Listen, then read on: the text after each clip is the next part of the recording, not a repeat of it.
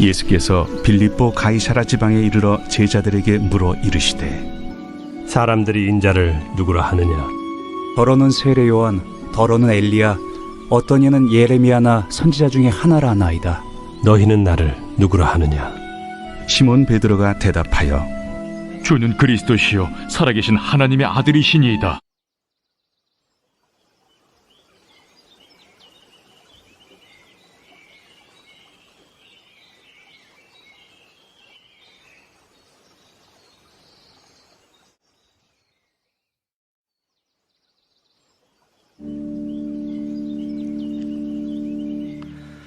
사도신경으로 신앙을 고백하겠습니다. 나는 전능하신 아버지 하나님 천지의 창조주를 믿습니다. 나는 그의 유일하신 아들 우리 주 예수 그리스도를 믿습니다. 그는 성령으로 잉태되어 동정녀 마리아에게서 나시고 본디오 빌라도에게 고난을 받아 십자가에 못 박혀 죽으시고 장사된 지 사흘 만에 죽은 자 가운데서 다시 살아나셨으며 하늘에 오르시어 전능하신 아버지 하나님 우편에 앉아 계시다가 거기로부터 살아있는 자와 죽은 자를 심판하러 오십니다. 나는 성령을 믿으며 거룩한 공교회와 성도의 교제와 죄를 용서받는 것과 몸의 부활과 영생을 믿습니다. 아멘. 찬송가 96장 찬송하겠습니다. 찬송가 96장입니다.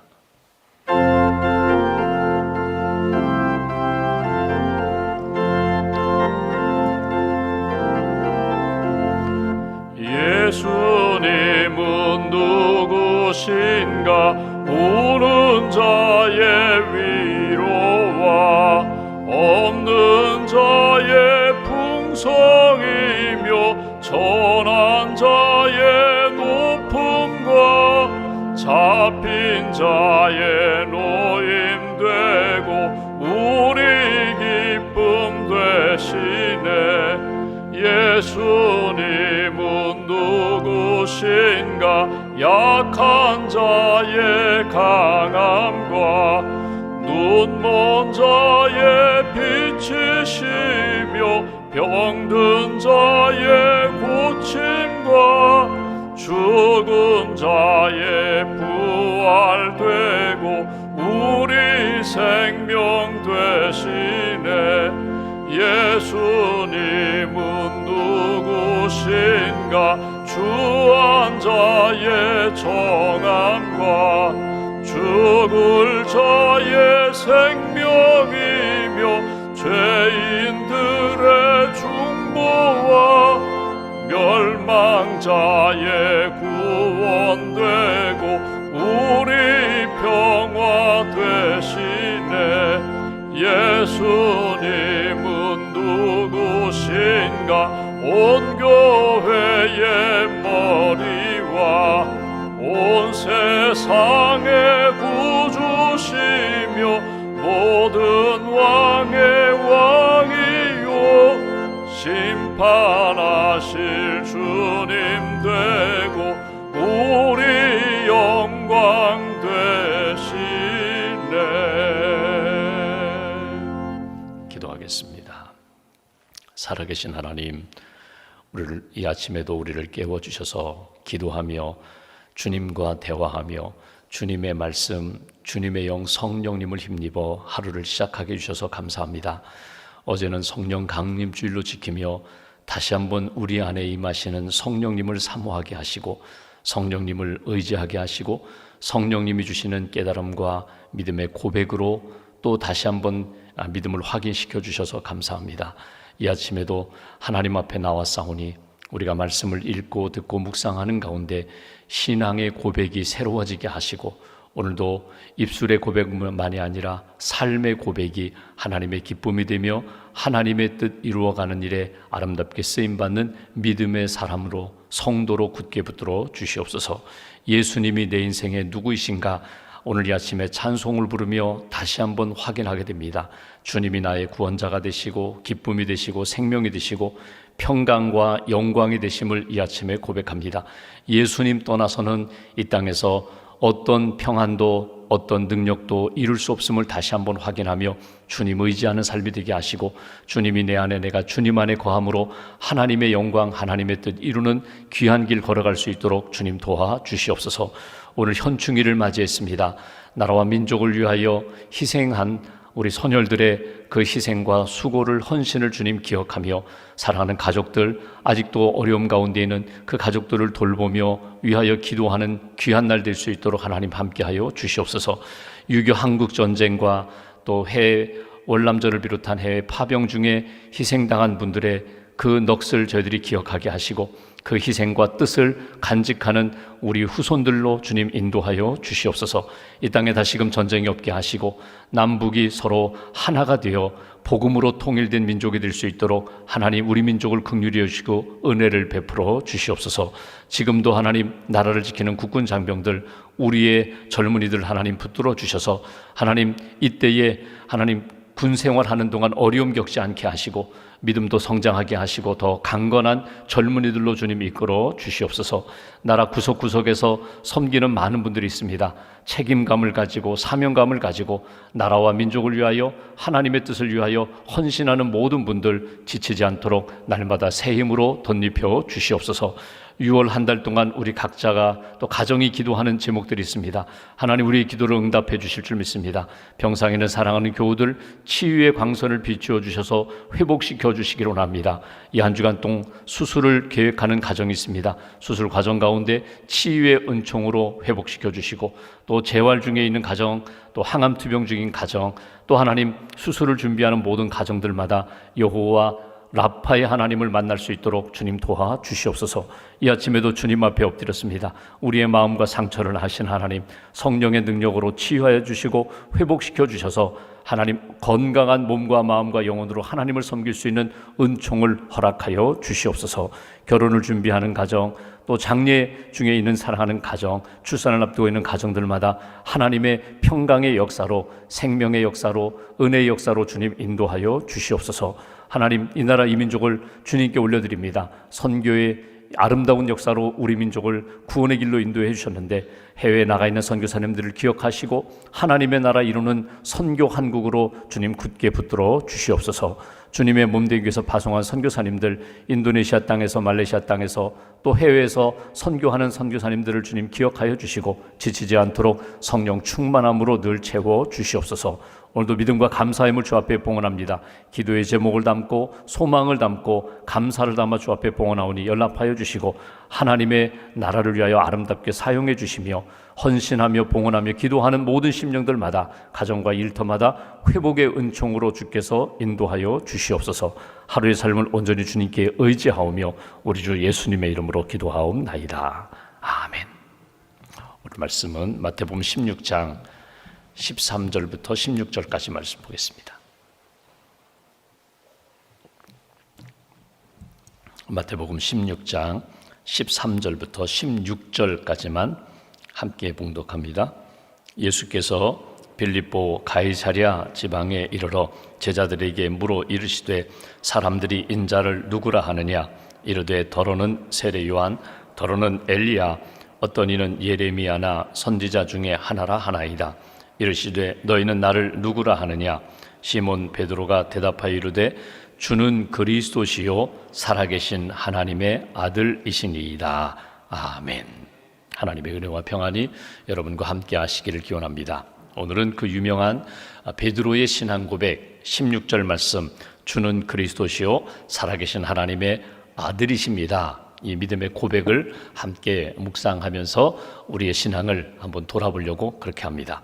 여러분, 신앙 고백이라는 것은 오늘 베드로의 신앙 고백이 있지만 성경의 여러 곳에서 하나님에 대하여, 예수님에 대하여 내 가지고 있는 나의 믿음을 이렇게 고백하는 내용들을 우리가 볼 수 있습니다. 베드로의 고백이 있고 또 구약에 보면 아브라함의 고백이 있고 모세, 다윗, 믿음의 사람들의 고백이 있어요. 바울의 고백이 있고 오늘 베드로 보지만 또 요한의 고백이 있고, 신앙 고백이 한순간에 이루어지는 건 아닙니다. 사실은 그냥 오늘 배웠으니까 내가 그렇게 따라한다고 해서 고백이 되는 것은 아닙니다. 그것은 내 마음속에 믿음이 생겨야 고백이 나오는 것입니다.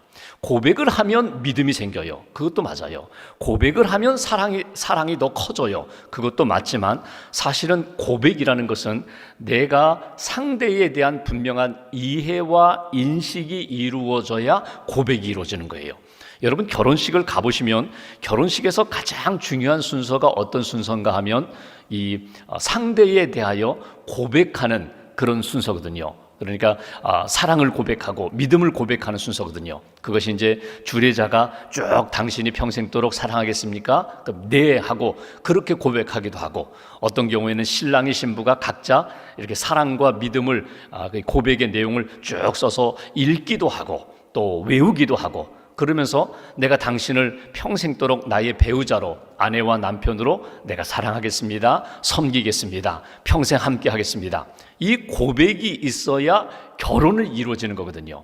참 사람이 좋아요. 함께 하고 싶어요. 평생 친구처럼 살고 싶어요. 아내와 남편으로 함께 살고 싶은데 고백이 이루어지지 않으면, 고백이 없으면 결혼이 성사가 되지 않거든요. 그러니까 고백이라는 것은 우리 인생의 관계와 교제 속에서 너무나 중요한 일입니다. 하나님과의 관계 속에서도 마찬가지예요. 어느 순간에 우리가 성경 공부도 합니다. 또 교회에 다니면서 예배나 양육이나 신앙생활, 봉사나 선교에 대하여, 전도에 대하여 많은 것을 배웠어요. 근데 어느 순간에 결정적으로 나의 신앙 고백이 이렇게 형성되어야 되거든요.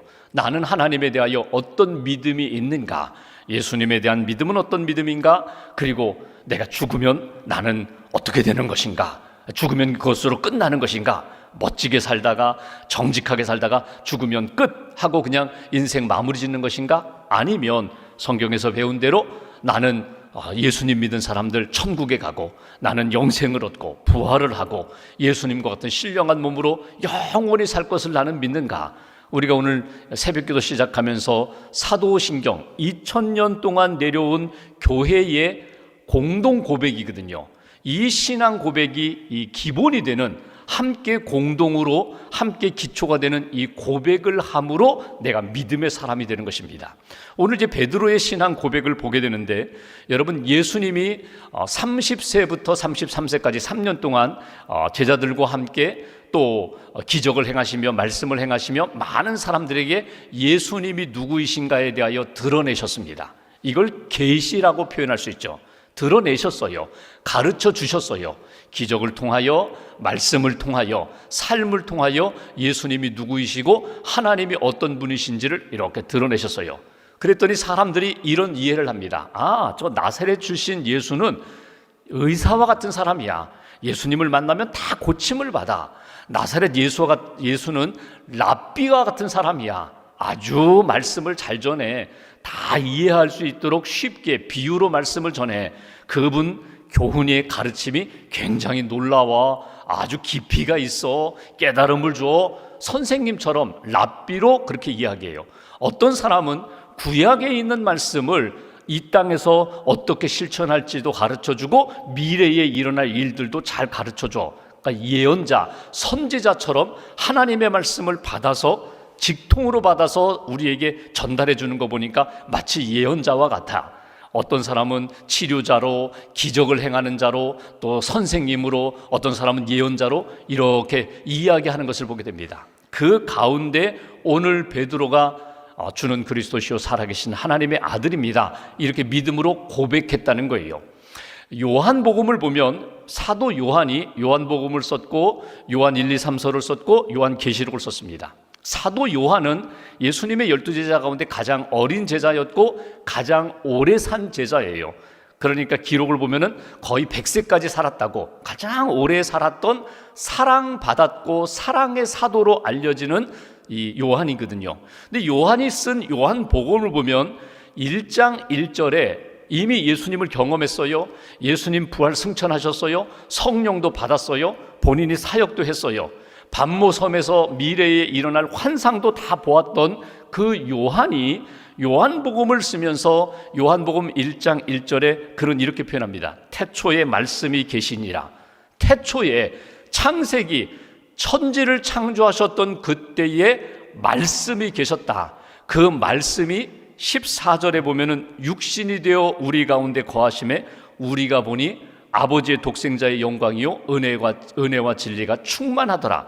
이게 사도 요한의 신앙 고백이에요. 그러니까 요한은 예수님을 다 경험하고 성령을 받은 다음에 예수님은 어떤 분이신가? 그분은 말씀이시다. 말씀이 우리 안에 오셨다. 아버지의 독생자의 영광으로 이 땅에 오셔서 십자가를 지시고 구원의 문제를 해결해 주시면서 은혜와 진리가 충만하더라. 그분은 진리의 주님으로 그분은 말씀의 주님으로 이 땅에 오셨다. 이게 사도 요한의 고백입니다. 오늘 이렇게 말씀을 들으면서 어떤 사건과 어떤 이 진리에 대해서 한순간에 고백이 나오지 않아요.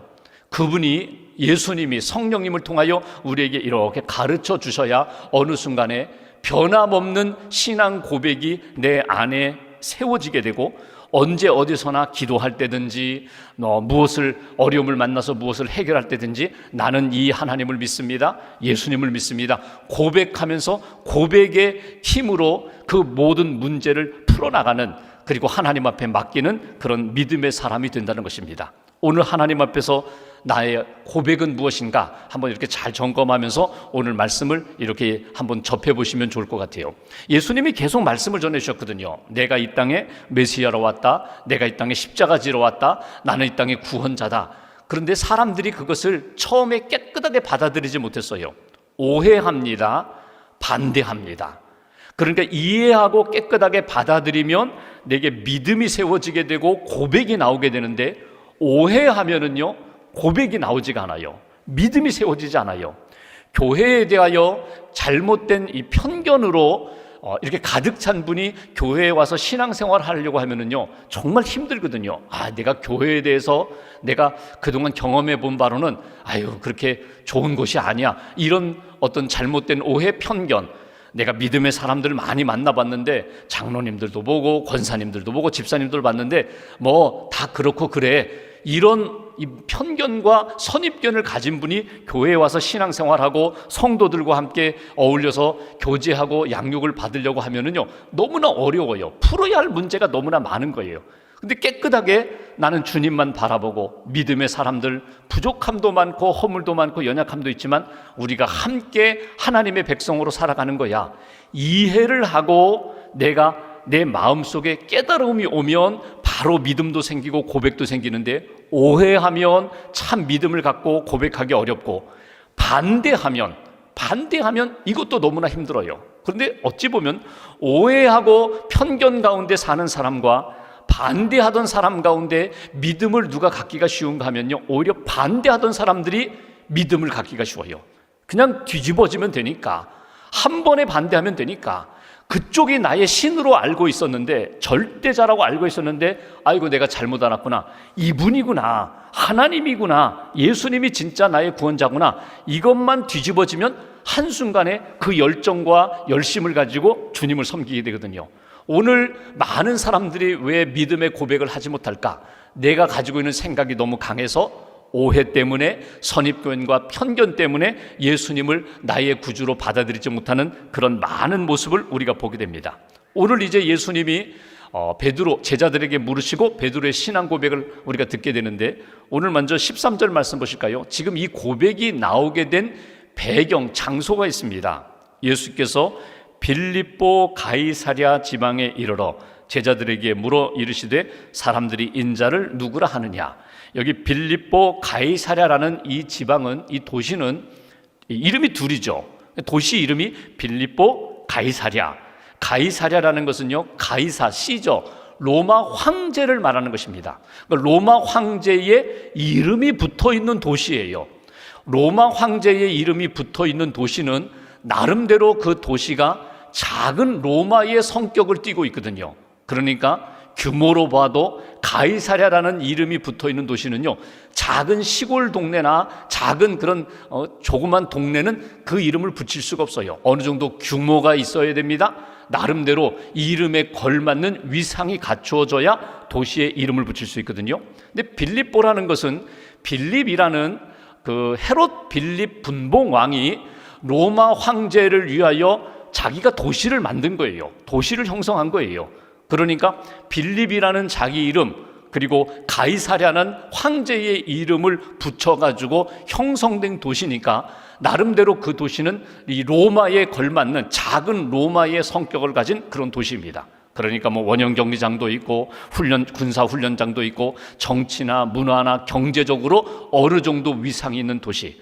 그곳에 예수님과 제자들이 이렇게 지나가 보니까 이게 로마의 분위기를 느끼는 거예요.